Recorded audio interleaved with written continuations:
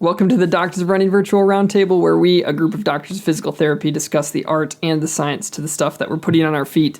Today, we are having our episode number 76. At the roundtable, we have David Salas, DJ. We have Matt Klein, founder of Doctors of Running, and myself, Nathan, and hopefully you don't hear me talking a lot. We were actually talking right before we started recording this. Like, I feel physically nervous about recording this podcast, and it's number 76. And I haven't been nervous since like the second one. And I don't know why I feel nervous today. So can we do like a psychoanalysis of myself and figure out? I'm just kidding. We'll move on. Do some. Have you had any dreams lately? Any vivid memories? Some diaphragmatic breathing might be good to get your parasympathetic system to kick in a little bit. Should listen to him. Lay off I the don't coffee. drink coffee. Maybe you should. Ooh. Maybe you should. No, but Maybe you need to stimulate that nervous system. We are in episode number 76. This is our final episode of February, which means that we're actually going to kick things off with our DOR Giving initiative. We do this at the end of every single month. This month, I have the privilege of being able to choose the charity in which we're donating to. And February is Black History Month, and one of the organizations that I've been connected to is one called City on a Hill in Milwaukee. Our church is connected with them through some things that we do. But what they really do is they work with children and families in poverty. So just a couple things about Milwaukee. It's one of America's poorest cities. More than 67,000 children are living in poverty. So City on a Hill says that their mission is to bring transformation by restoring hope, reducing poverty, strengthening families, and fostering racial reconciliation. So I actually have some of my best friends, their parents help lead City on a Hill, and so I have connections with them there as well. And they just do some really amazing things for these kids and these families, and helping equip and restore and create. And for people who aren't in Milwaukee, they create a lot of opportunities to help people in rural areas like mine learn a lot more about our world. Because people live in tons of different kinds of places, and I know for myself, I can say that how I grew up and where I grew up shapes how I view the world. And so they bring people in for a lot of learning experiences and immersion and understanding. So I think they do a lot of really good work. Their website is cityonahillmke.org. So if you want to check them out, you can. But we're going to be donating our 10% from this month to City on a Hill, which comes out to $202.06. So we're really excited to be partnering with them. Again, our hope is that every time that this is also incorporated, our website link for City on a Hill will be in our roundup on doctorsofrunning.com if you want to check them out more. So again, this is probably one of our favorite things that we get to do now that we have a revenue stream, is to take that 10% and send it outside our doors and hopefully help these organizations grow, even if it's in a tiny way. But that is DOR Giving for the day. The rest of our episode is pretty exciting. Obviously, we're going to have our subjective question, and then we're going to go into talking about a question that we've gotten a lot from followers, which is, what are the best shoes for people who have posterior tibialis pain? We'll dive into that. And then finally, we're going to go to a cult classic shoe for a full review and comparisons. That's going to be the bulk of today, and that is on the Kinvara 13 from Saucony. So that's what we'll be rounding out the day. So let's start with our subjective. Subjective question of the day is, what is your biggest running goal for 2022? So what do you guys have for that one? What's your biggest goal for this year with running? David, go first. I love how it starts off with crickets. Everyone's excited to talk. Man, I mean, if anybody knows me, the last 2 months have been pretty rough. So, oh man, I kind of just want to get back to racing and be healthy. Like, if I get a PR, that's great. But honestly, at this point, I just want to go out there and compete. Like, I don't really have a lot of expectations for this track season. You know, outdoor has already started out here.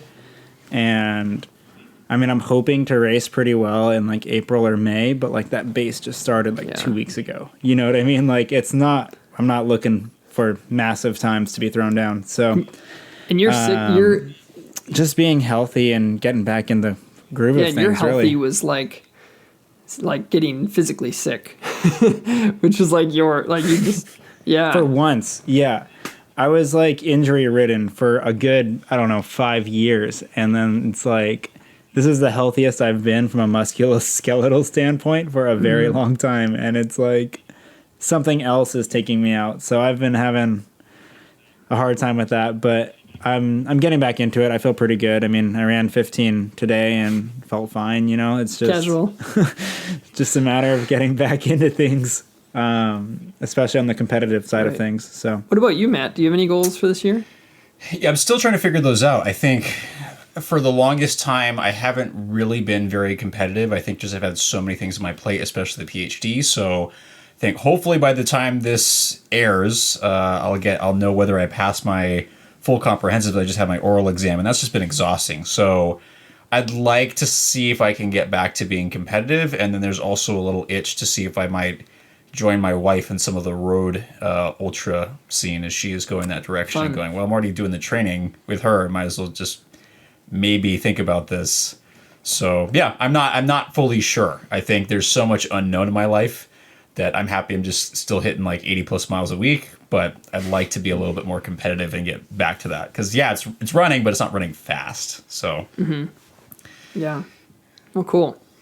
If I'd answered the question, I think if you would ask me, well, I guess now it's like 4 weeks ago, my answer would probably be different than it is now, just because I'm going through the bone stress injury thing. So, you know, I think kind of like David was saying, like getting back to healthy and enjoying some of the running is high on my list. I would love to be able to run another healthy marathon.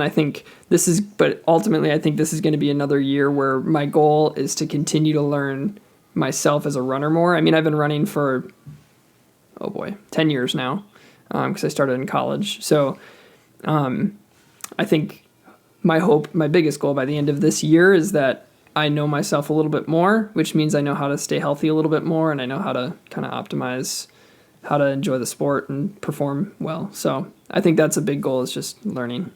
What's up, Matt? I think that's a fantastic goal, and also one that I hope our listeners and viewers really think about, is that every year you should really focus on getting to know who you are as a runner, or whatever sport that you participate in, or get to know who you are as a human being more, right? It was one of the things that we talk about here is getting to know what works for you, whether it be running wise or shoe wise. So I think that Nathan has a phenomenal goal, and I think that's something I really, again, hope everyone can take from. And if you can accomplish even that a little bit every year, that's a huge thing. Yeah, for sure. So we'd love to hear what your goals are. And so if you are watching this on YouTube, you can obviously comment just down below. But if you're listening on podcast, either reach out to us at doctorsrunning@gmail.com or find us on Instagram. That's actually probably easier. Find us on Instagram or Facebook, follow us, and then shoot us a direct message, and we would be able to see it there. Finally, I think on Spotify, I'll be able to post the question on there, so you can also answer on Spotify. I forgot to do it last week. Sorry, everybody. But those are your ways to letting us down. Well, actually, okay, really quick sports thing, DJ. Did you happen to see the end of the Badger-Michigan game today? So the Badgers won by like 15 or something, but guard called the coach for the Badgers called a timeout with like 5 seconds left, and it got the Michigan coach really mad, and the Michigan coach ended up throwing a punch and hitting one of the Badger coaches over the head. So I don't know much more of the story, but there was a whole scrum after the game. It was super bizarre. Michigan was pressing with 5 seconds left, and they were down 15. They were pressing, so guard called a timeout, like reset everything to like, because if they're still playing, they're gonna. It was just mess. It was messy. Yeah. And kind of. Man, that Big Ten beef is different. Weird. It's weird.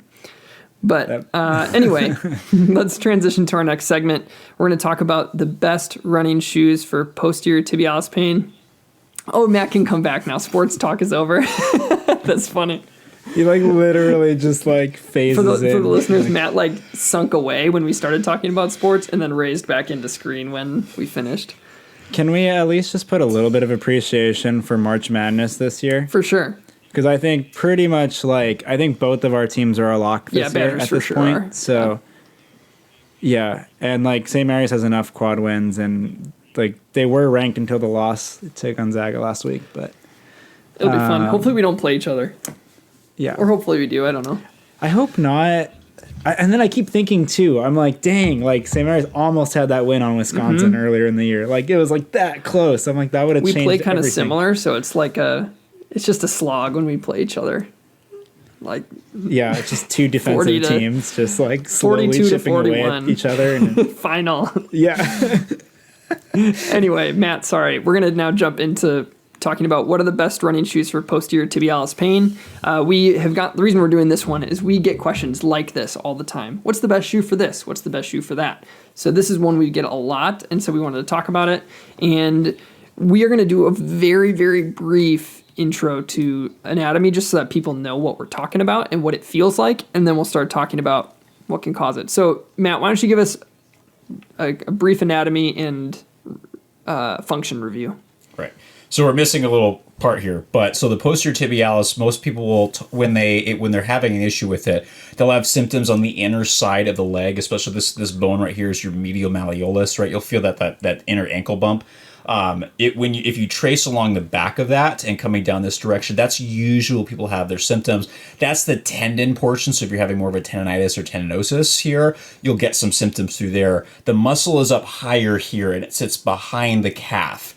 So people will say, oh, I've got some like inner leg pain. Oftentimes people will call this, they can sometimes be called shin splints, which is not a great term because that's like saying someone has low back pain. It doesn't tell you what it is. It just says they have symptoms in that area. So sometimes people may call it medial shin splints, but that muscle is more on the inner side and kind of backside deep on the tibia and comes down here. Its function, which is going to be really important for everybody to know, right? So it'll make sense when we talk about what shoes might be really, really good or might be something you might want to consider. The function will help understand why. So the posterior tibialis, its primary function is what's called inversion of the foot, getting foot and ankle, right? So it brings your foot in. It also helps control the inner aspect of the arch here. So when it comes to pronation and stuff like that, it's a really important muscle that helps control that movement.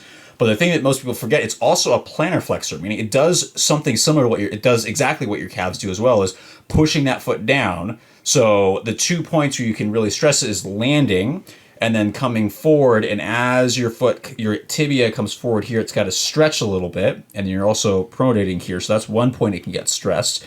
The other point is when you turn around and you go into propulsive phase and you're going to push off here, right? So that also works. And that can be another area where it gets irritated. So when you're flying to the ground, when your foot's off the ground, not usually an issue for most people. But when you land and you're transitioning and your foot's on the ground, that's usually where people will have more posterior tibial issues if they're having some symptoms.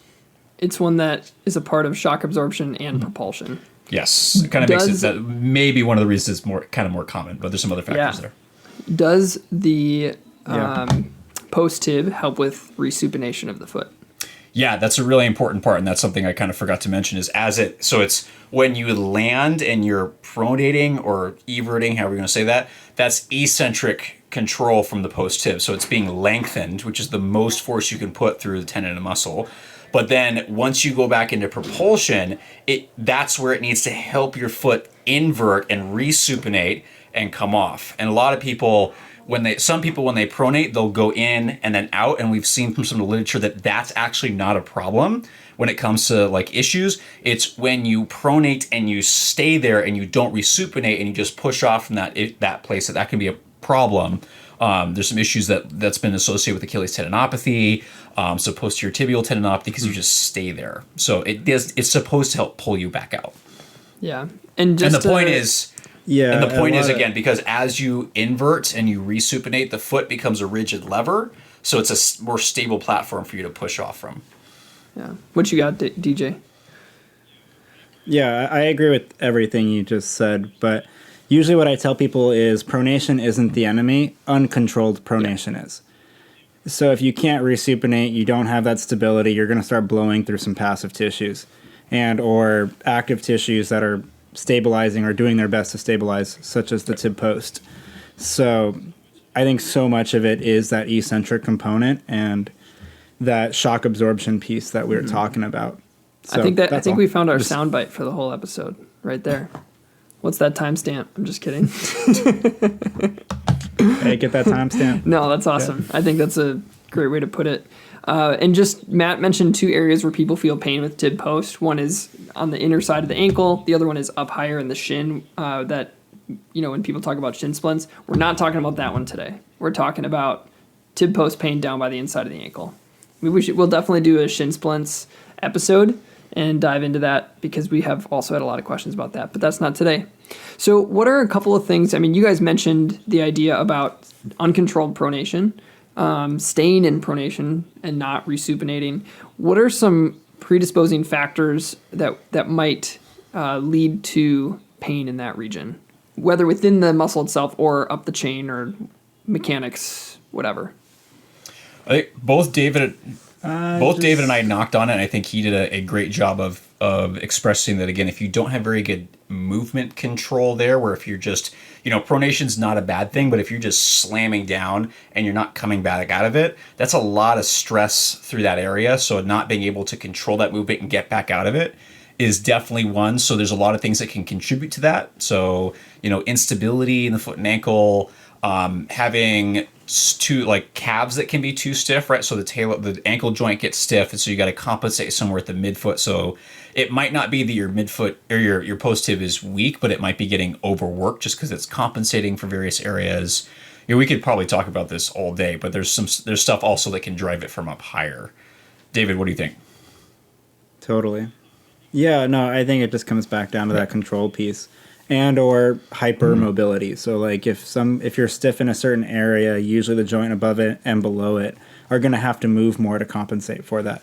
So in this situation, let's take the ankle and you're looking at the talocrural joint. That subtalar joint's going to have to move a little bit more to accommodate some of that movement. That's where you're going to get that excessive pronation.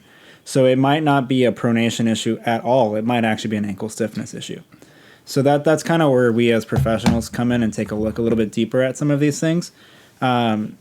Matt did a great job of alluding to. It could also just be uncontrolled hip rotation too, or things like that further up the chain. You might not have any problems at your ankle, but that's where the response is. So it's a much bigger question, than a much bigger answer, shall I say, to the question that we have. But I think what it comes down to is just motor control, stability, and not just stability, but single leg stability. Can you actually manage your body weight crashing down on itself, reload it, and then spring back off of it to do it again and again and again? Think about how many steps you take over the course of a quarter mile, over a 400-meter, one lap of the track. Yeah. Now you go for a 10-mile run. I mean, I don't even want to do the math on that. So it's just a lot of steps. It's a series of controlled falls and jumps. So yeah, it's a lot. And you guys have talked about pretty much your entire chain can play a factor. Tightness in one place leads to compensation in another. And, that's where we're going to talk about the question, what shoes might work and why. And that is, we're going to give some responses here, but know from us that it always is way more nuanced than what we're about to say and more complex, because somebody who has hypermobility in their ankle and foot and somebody who has hypomobility in their ankle and foot can both develop the same problem for different reasons.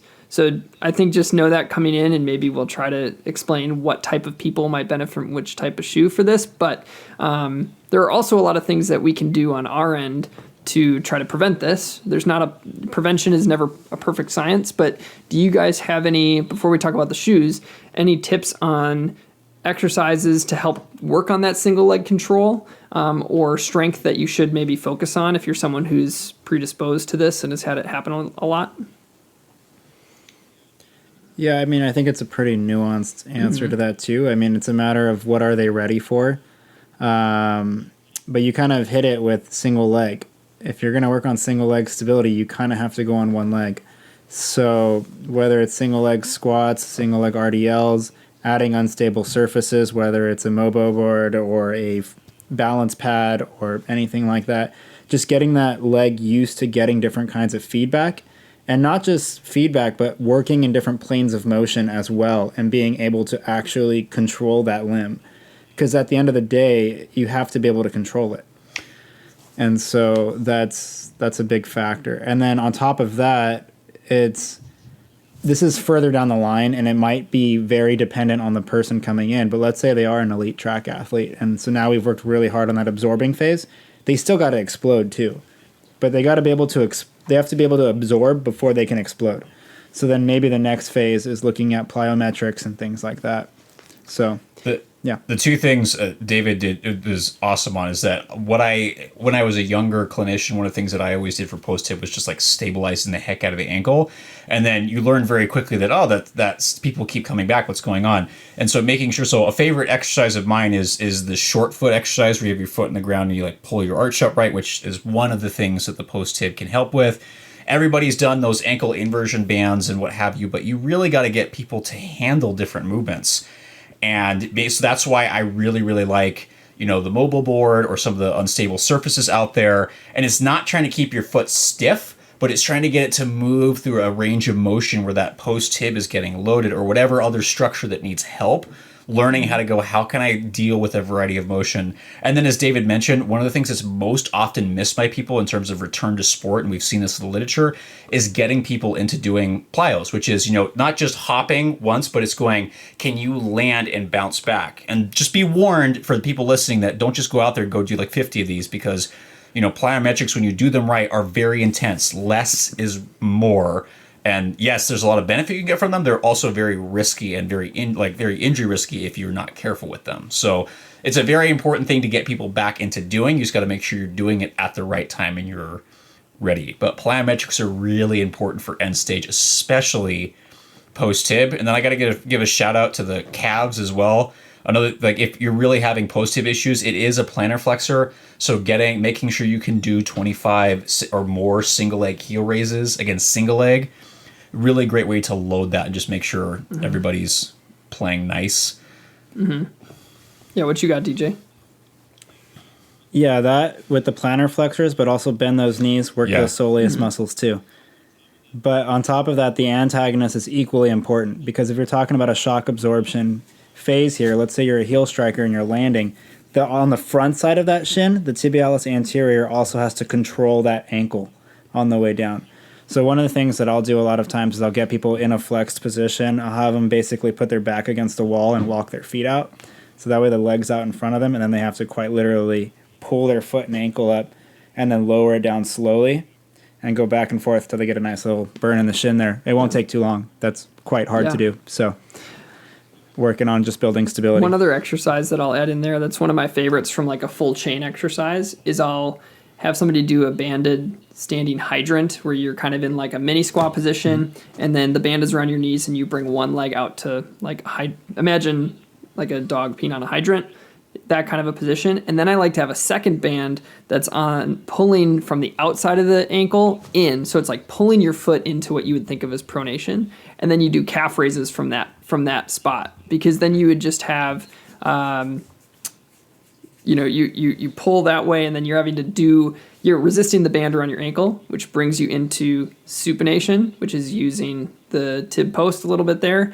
And you're doing a calf raise, plantar flexion, and you're doing external rotation of the hip. So it kind of works all of the parts from the top down. It's a very, very hard exercise. It's not one you just jump into, but I like that from a full body coordination strengthening perspective.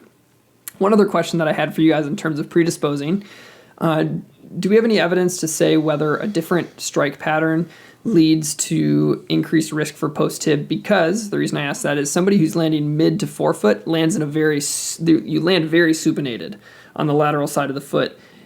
Is there a more of an eccentric portion there that can predispose people? Do we know that, or is it unknown and it could be true? That's a good question. I feel like I should know that. To be honest, I don't know the answer. I can say theoretically that potentially yes, just because you have so if you're a midfoot, forefoot striker, especially if you're a forefoot striker, you're landing in that inverted or supinated position, right? So the post tib is shortened. And then when you collapse, right? So when you do land, when you're a forefoot striker, you're still pronate. When you're a midfoot striker, you're still pronate, or at least you're supposed to, right? So you'll come in and then you have a greater arc of motion. By that I mean there's more that you have to move to get into what might be normal pronation for you. So there might be, I can see theoretically why. I don't know the answer to that about whether that might be more significant, but I can certainly see that the post tib might get loaded more definitely on initial contact. But long story short, don't just change your strike pattern just to avoid or increase load. yet. It's not step one. David, Nathan, do you guys know any evidence on that? That's something I feel like I should know. I don't. I was trying to gather any literature or information on that while you were speaking, like in my head, and I don't. It all kind of comes down to theoretical on that one. That's a tough one. I mean, because either way, you're still going to have to control that pronation moment. And the lever might be, you could argue that it might be higher as a heel striker because the lever might be a little bit longer and the controlling aspect of it might be longer in duration versus maybe a higher initial impact on the forefoot and midfoot, but a shorter amount of control time. So I don't know. And maybe time on the ground matters too. You know, whether somebody has like a very low cadence and if you can't control it, so you're sitting there for a long time. There's a lot of hypotheticals. Let's not go any further. But here's the actual question. We're finally there. What if you had to pick a couple shoes that come to your head for people you've worked with who have had success? What shoes would you pick for post-tib issues? One of the first things off the bat that I start looking for, and this is where, when we talk about methods to help stabilize the foot and ankle, so I hesitate to say pronation control, but so things like arch support and things like that have been shown to be helpful in individuals that have had posterior tibialis issues, and that's actually one of the few areas that we found like arch support stuff to be great is anybody that's had pronation related injuries, just because the muscle helps control with that. So starting out, arch support can be really helpful. So anything like some of your classics. I think the Asics Gel Keanu is something, it's kind of changed a little bit, so I haven't been suggesting the new one as much, just because it's actually softer and I feel like it's a little less stable. But a shoe like the Keanu Light has actually been a favorite of mine and some of the patients that I've gotten to work with who have really enjoyed it, just because it's still got decent flexibility through the forefoot, but the geometrical stability is subtle, works well enough to help give them some more movement control. That's been really nice. So Keanu Light for me has been a good one, and it's not a super heavy clunker. David, what about you? It's a hard one for me. I feel like it's hard to just say tib post tendonitis where you go. Right. Agreed. Yeah. A lot of times what comes along with that is either a decreased control through the great toe or stiffness through the great toe as well. So what I think of is a lot of forefoot stability usually. Not always combined with the rocker, but the first two that kind of come to mind for me. And I mean, I'm thinking Hoka Carbon X2 is one. You have the deviated plate up front, and you have a little bit of guidance up on the great toe, and then it stiffens it and rockers it so that you don't have to use it quite as much. The other one, ironically, which could flare it up, so don't take, is the Newton Distance S. Stabilizing that forefoot, but it also increases the load on the calves. So again, where is the impairment? Because if it's at the toe there and that's creating excessive pressure through that arch, that distal tib post, that could be really successful. If it's more proximal and it's more in that muscle belly, it's going to light you up for days.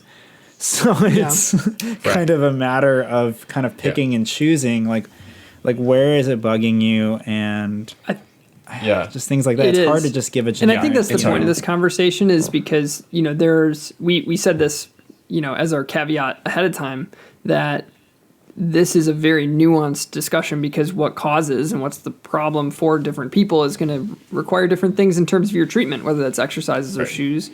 I think that you guys have touched on some. What were you going to say? I just want to say, too, for the record, like a rocker isn't always the answer first. Because there's going to be a lot of people that say, oh, yeah, you got a lot of ankle instability, like just go wear a pair of Hokas. Like that is by no means what we are saying right now. Like stiff rocker sole shoe, like that's what you need to wear. No, because I think, when there's going to be different needs for different people. I think there's a general idea that, we know that we have some evidence to say that people who are predisposed to pronation-related injuries, which this would be in that category, do benefit from some type of stability in their shoe. That stability can come from like sole flaring, like Matt talked about with the Keanu Light 2, where it's this really wide base and the heel stays wide through the midfoot, and it has that flaring to the inside. So you could have some kind of help from flaring. Yeah. Some people might not be as affected by the flaring itself or the width there. A rocker may, in theory, help somebody. If you're having a propulsive issue and that's where your problems are coming in, having a 4-foot rocker could help. Like for me, I think of, again, the Saucony Endorphin Shift, because that's a shoe that's going to be a little bit wider and has a little bit of a rocker and has some of that structured stability through the heel counter that dips in. But it's going to depend on what the person needs. And like you said, David, rocker isn't necessarily the answer, but it might be for certain people. What you got, Matt? A word of warning, and so like I love rockers in the situation, especially if they need 4-foot stability, but you just got to make sure that oftentimes with rockers comes stiffer shoes. And this can be beneficial from a stability standpoint if it lines up with your foot. So I've had patients that go, I'm going to go try it. You've given me some criteria going, and I don't usually suggest a specific shoe unless I really think something's going to work out. But most times it's going, hey, this is kind of the components I want you to look for. But I've had people go, I like this sexy looking shoe here. I think it has what you want, but then it ends up being too stiff for them. And the trouble is, remember the post tib is also a plantar flexor, so it helps push off. If the shoe is too stiff, guess what? You're going to load that more because you have to work harder to push off through the shoe. It ends up frequently, as I've seen, irritating it more, even during walking. So just make sure if you're going to use a rockered shoe, which may help for certain people, it's got to line up with your mechanics just right. If it doesn't, it might make it worse. It might make it better, but just caution and trying to figure out what works for you again. Agreed. And a little hint of going forward, Adidas is going to be releasing a 5th iteration of Solar Glide, but that seems to be a shoe that's working quite well for me in that category as well. And it's actually partially due to that 4-foot flaring, especially medially. And also, it's not all boost either. It's the combination of that EVA topsole and the boost layer and the integration of that and the landing through the platform. The toe spring isn't super strong on it, but it has that LEP system through the midfoot. And it kind of extends into the 4-foot, so you get some of that stability, but it's still flexible and lets you do your thing as you roll off of it. And for me, it works pretty well, but we're not doing a review of that. But things to look at. Where is the instability? Both in the 4-foot and the heel, both medially, laterally, and both of them. So it's an interesting setup. Awesome. Well, guys, we're going to transition out of this, but before we do, huge shout out. If you want to see some exercises on rotational stability, actually, David just messaged us this, but he actually put out a reel right before this doing the exercise I was talking about. I didn't even know. He doesn't have the band that I was talking about, but he has a bunch of exercises. If you go to Instagram, Docs of Run David, he just did one that says rotational stability, rotational hip stability. So those would be beneficial for people who have issues with tib post stuff. So check it out. Why am I embarrassed to hear that on our show when it feels a little meta and like it feels you a little didn't ask weird, us to doesn't do it? this. I did it. It's not like you were being conceited or anything at all. I just highlighted it for you. So anyway, let's go to our main segment. We're gonna transition and do a shoe review with a couple comparisons and things like that. One of you guys just make sure you have the specs pulled up, and we'll run through those in a little bit. But I don't have the heel and 4-foot memorized. I have everything else memorized. I've got those. Perfect. We are going to be talking about the Saucony Kinvara 13, not the 12. DJ's holding the 12, but we will be comparing it. So why does one of you just tell us a little bit about what is the Kinvara? It's got a cult following for sure. What is the shoe? Where did it come from? And where is it going? I've run in this shoe since version 1, so this is kind of, I'm trying to be very careful with my review because there's a lot of bias there. So I was great. David has written his review, so he did a really, really good job. So this shoe was introduced as a lightweight trainer, and then back in the day, this came out right when all the minimalist stuff was coming out, and it was a really nice balance between a traditional cushion trainer and some of these minimalist shoes. And I think it still does that really well, where it is very light. This one's the lightest one at 7.2 ounces for men's size 9, which is nuts. Yeah, I mean, that's nuts. Crazy. It's still got a solid amount of cushioning. So there's 28.5 millimeters in the heel and 24.5 in the 4-foot. And I think that includes the insole. So that's That's definitely lower than a lot of shoes today, but there's still some solid cushioning here, but it's non-plated, right? So it's this very awesome, I hesitate to say simple because there's a lot of interesting things that go in here, but it's kind of like this awesome, simple, lightweight shoe that's still got a little cushioning that you can use for workout. Some people are going to use it as a daily trainer. And it's really cool is it's kept its essence despite all the changes that's happened in the industry. There's some, they've definitely rockered some components a little bit more, but it's really your really lightweight trainer, lightweight like workout shoe that can also easily be a racing flat for a lot of people. So I feel like we were talking about performance trainers last time, and this is definitely one of them that really hits a lot of that stuff. But this version, I think, kind of the weight makes it err a little bit on that faster side. But that's also Saucony's advertising it as like speed. So yeah, in 2 seconds it's a performance trainer. It kind of what are in 2 what seconds. are the major updates to the shoe compared to the 12? Because the 12 was the big overhaul. They did the upper. That's like fully redone. I mean, the tongue's entirely different. The mesh is entirely different.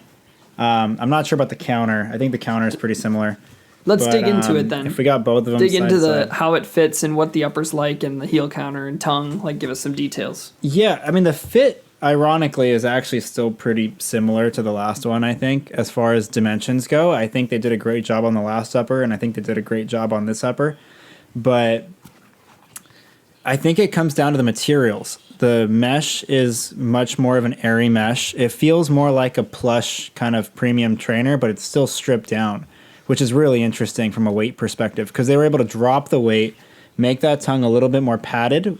If you look at the original one, this is a thin tongue. I mean, we're talking about like a little like suede thing right here. And I know that some people had a little bit of irritation with that. I actually liked it, but they did a great job with the update as well. And so it's a little bit more of an airy mesh upper. There's still some overlays that go through that do help support things around there. The counter kind of funnels right into the sidewall, just like the last model did. So really, those are kind of the big changes. Is like the actual material itself, where it feels a little bit more plush and comfortable, but it's also still lighter and more airy, kind which is paradox. a weird contrasting like double to make. Yeah. So I think they did a great job. I mean, I honestly forgot it was on my foot a lot of times. Rigid heel counter. Yeah.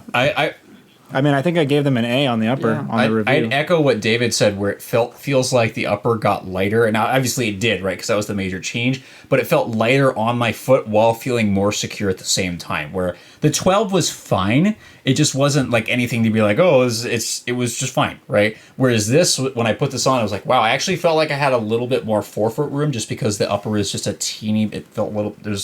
Feels like there's a little bit more stretch, but it's still, it secures your foot really, really well. And what's cool to see, like this kind of upper, this stuff tends, in my experience with this type of mesh material, tends to last a lot longer. So when the Kinvara 1 and 2, believe it or not, oh, people were blowing through those things. Believe it or not, that is one of the only shoes where the sole lasted longer than the upper for me. Where the sole was fine and I would blow holes in the upper and it was done, which is not normal for me. Yeah, I know multiple people that blew through that. Would you upper. guys? It's good. Would you guys say that? I know you compared it and you said it fits similarly, and Matt, you said a little bit more roomy than the 12. Just a teeny bit. How would you describe the fit if you hadn't ran in any of them? Is it narrow? Is it like what kind of fit does it have?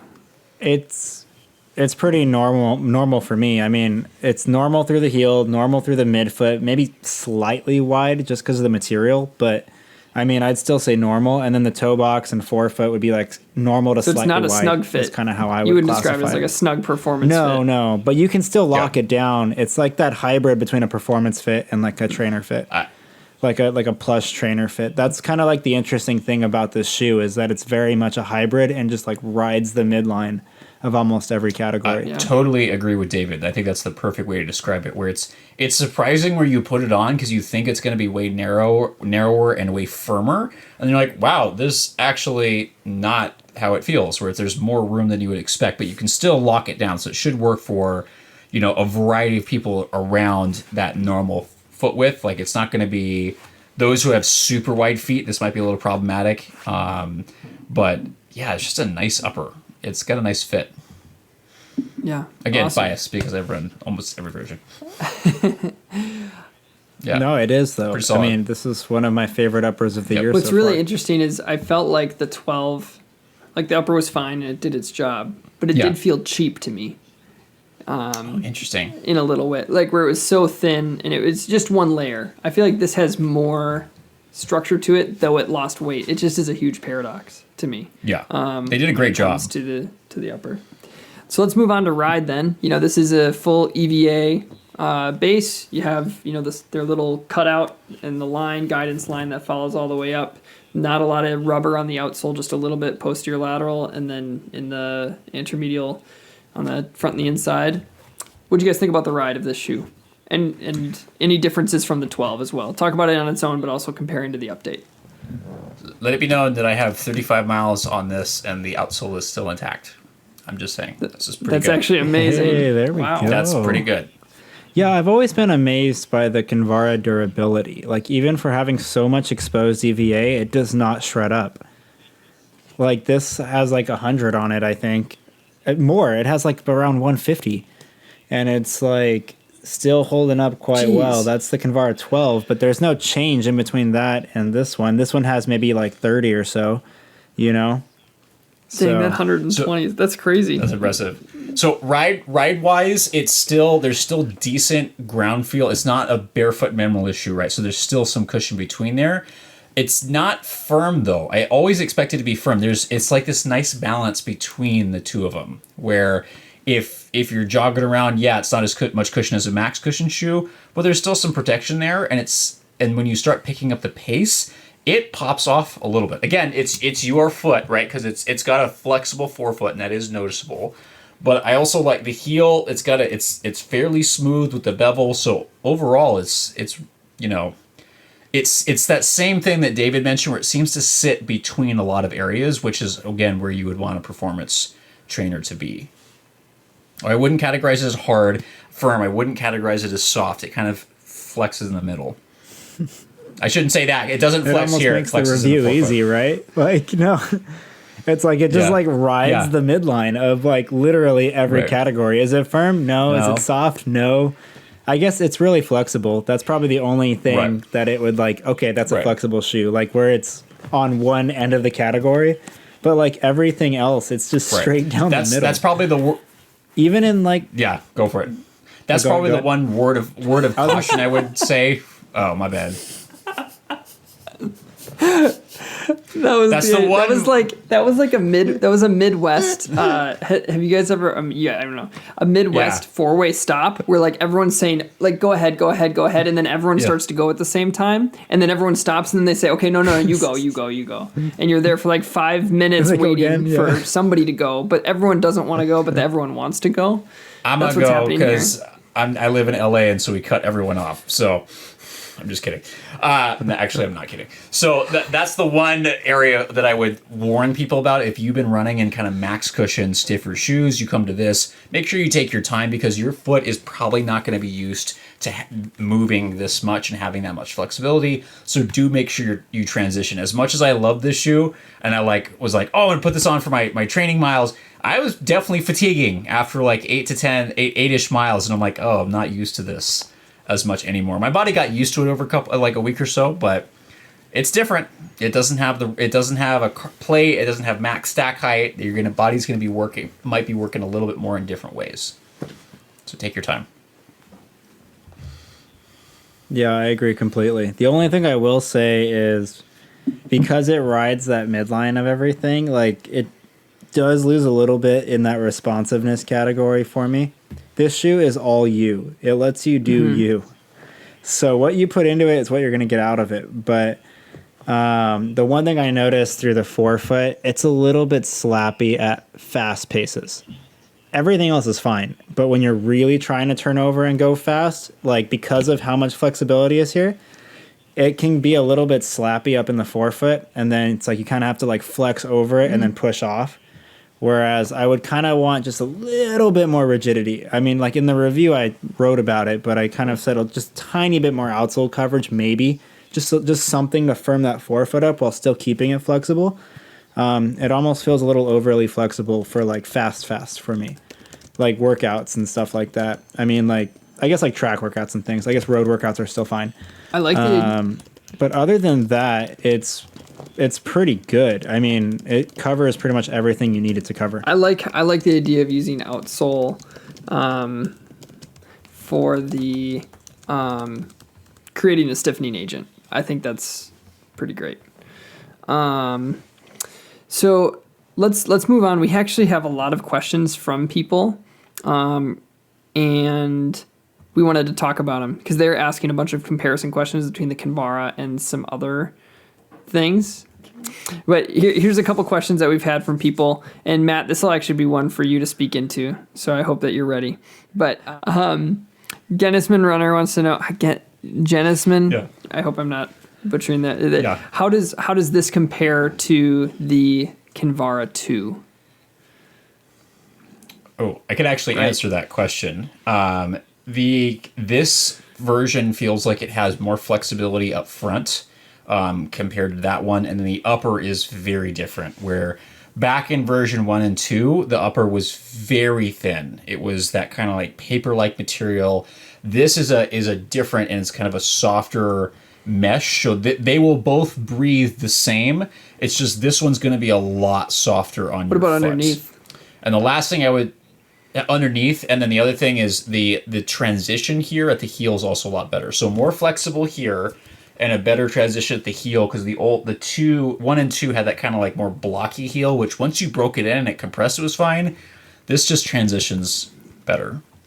And I would also say that they've redone the midsole too, so there's just a little bit more pop. For someone who liked the 2, would you say that this is like going back to roots at all? Or is it just so different now? Like there's just a different world that the original Kinvaras don't exist. I don't think that's the right way. Did I not answer the original question? Did. So I'm just going off my own. You did. No, you definitely did. No, you did. That does happen a lot. So the originals are not dead. This is just an evolution where if you put this on, you'd be like, yeah, this is a Kinvara. Is it a refined Kinvara? Has it evolved since then? Yes, but it's not dead. It still carries that kind of like soul. Cool. No pun intended. Yeah. Carrying the soul. Yeah. It has not lost its soul because actually I saw a pretty cool fairly photo. durable. What was the photo? Yeah. There was like a trailhead and it said something as like lost souls, and then it was just like a bunch of like shoes like hanging off of it. It was a pretty sweet picture. Yeah. The one thing I do have to say is that it's not as good on trails anymore. That was one thing with the triangular lugs from the early versions. It actually gave really good grip on trails, and I used the original Kinvaras as trail shoes. This I would not do. This does not have that same kind of grip. This is definitely more of a road shoe.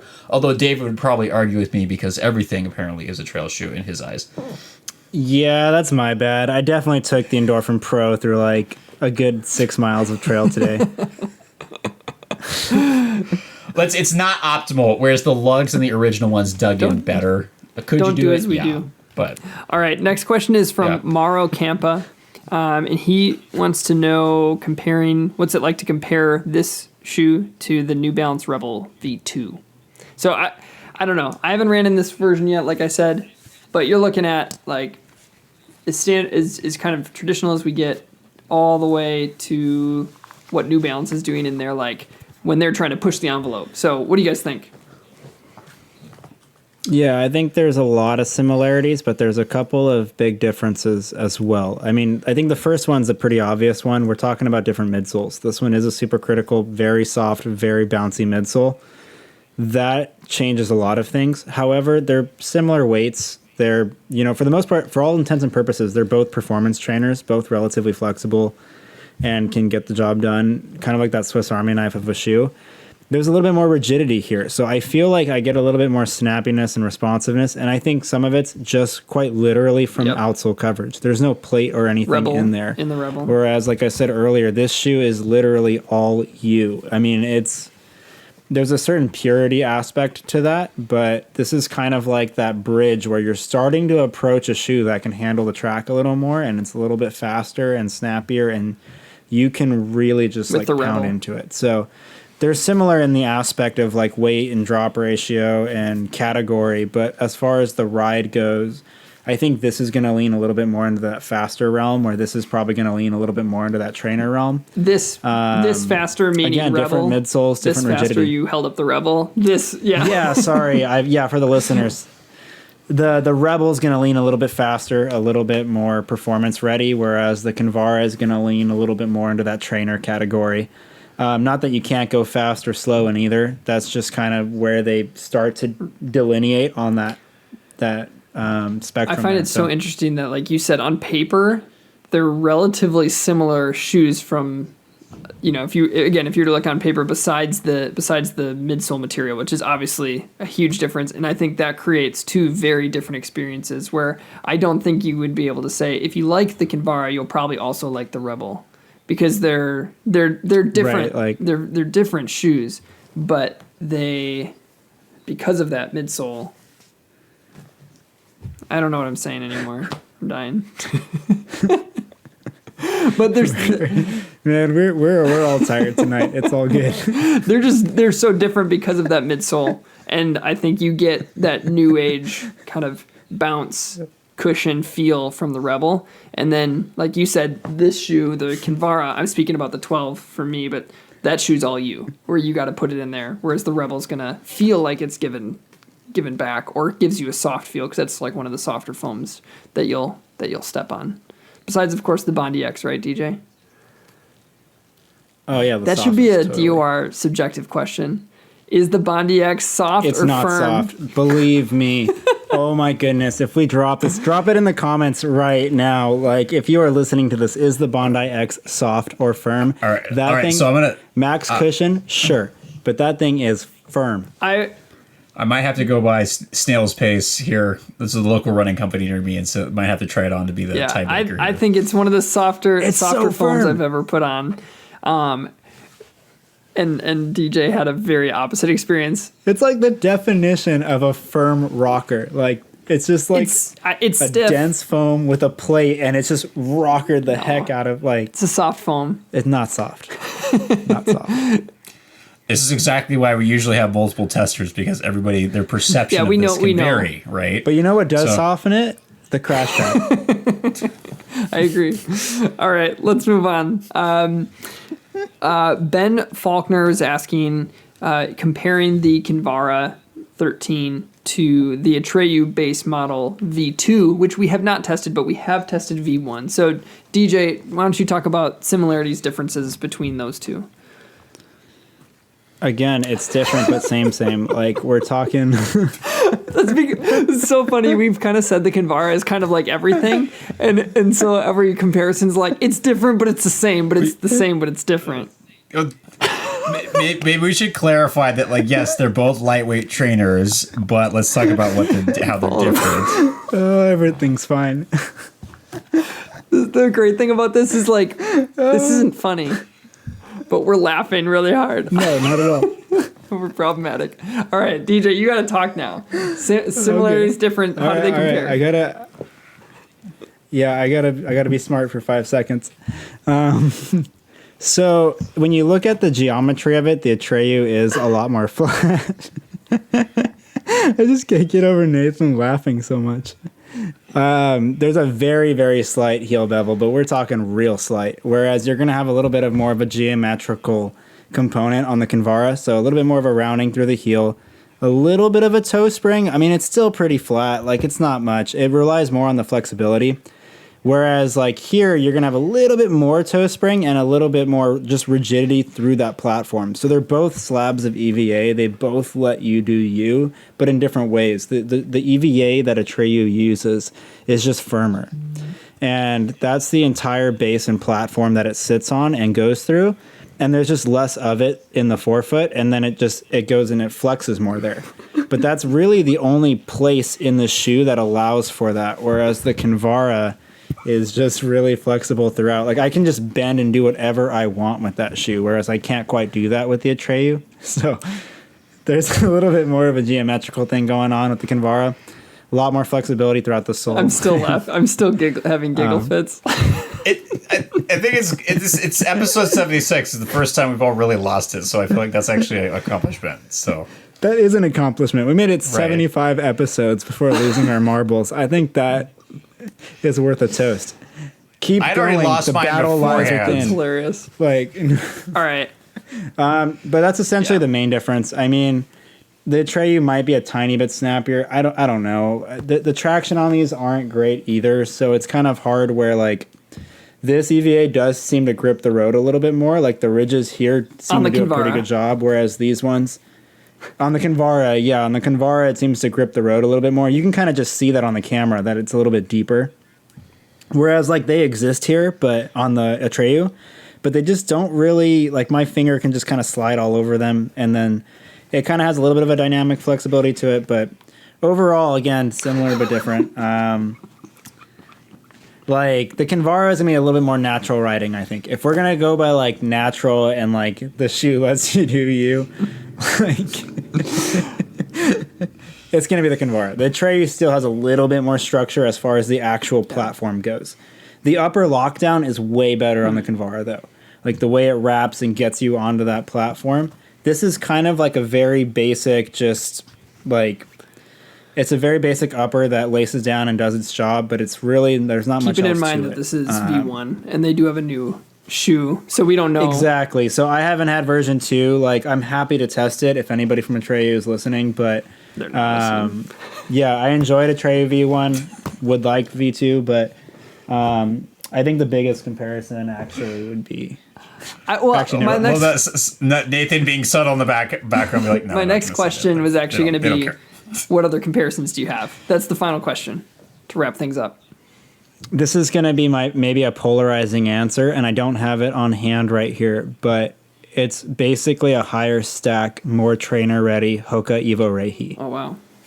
Very flexible, low-riding EVA sole, and the transition through the heel is a little bit better on the Kinvara for me, but overall, that's kind of what my brain goes to first, would be the Hoka Reihi. But that's a racing flat. That's like a 5K, 10K racing flat, so it's a different shoe. It's a different category of shoe entirely. But yeah, it's kind of like that hybrid of what we're talking about. And so if you're transitioning into some of these lower profile shoes, like it could be a good transition point. I'm actually totally with you on the Reihi being a very similar shoe in terms of how flexible it is, especially in the forefoot, a little more rockered. Really nice upper. Like I really enjoyed the Reihi upper. Yeah, they got to bring back those really Matrix uppers, right? Yeah, but different. Something not as similar, but a shoe that kept making me thinking about it is actually the DS Trainer. Not from a stability standpoint, but actually how it the ride. This is more stiff. There is a little like plastic thing, extended forefoot. Torches, that's not what ASICS calls it. But in terms of how close, Trustic, thank you. I always forget that word. How close to the ground this is, but how surprising, there's a surprising amount of cushion for how close to the ground it is. Why am I repeating myself? This is great. Maybe I'm finally having a stroke. I can't do this anymore. I think this is... But yeah, I think the DS Trainer comes to mind again, especially as a performance shoe, because this one can really move, and I really like that. And I found the Kinvara can do that too. But the Kinvara just has, as David's mentioned, has less structure to it, a lot more flexibility, where this is a little more snappy. Yeah. But there's a lot of comparisons. I think, bring back performance trainers. And I think too, just the polarizing opposite of this category, but still saying like we said earlier, on paper similar, would be this. Oh guy. yeah. A little bit more beveled, a lot more outsole coverage. David? The foam itself is firmer. Yeah. The what and the is and the that I'm talking about is the Skechers Razor 3.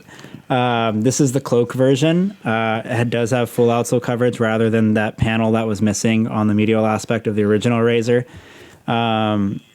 But it's a relatively balanced rockered ride, a little bit of a snappier feel to it, and really the only flexibility is in the forefoot, and it's still not even that much there. Like this is, and what it's like 6 point something ounces, like 6.4, somewhat similar stack 6.7, heights. 6.4. Yeah.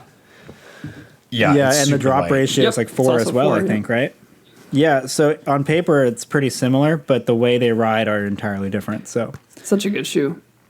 just to get you the whole gambit of performance trainers without plates. Yep.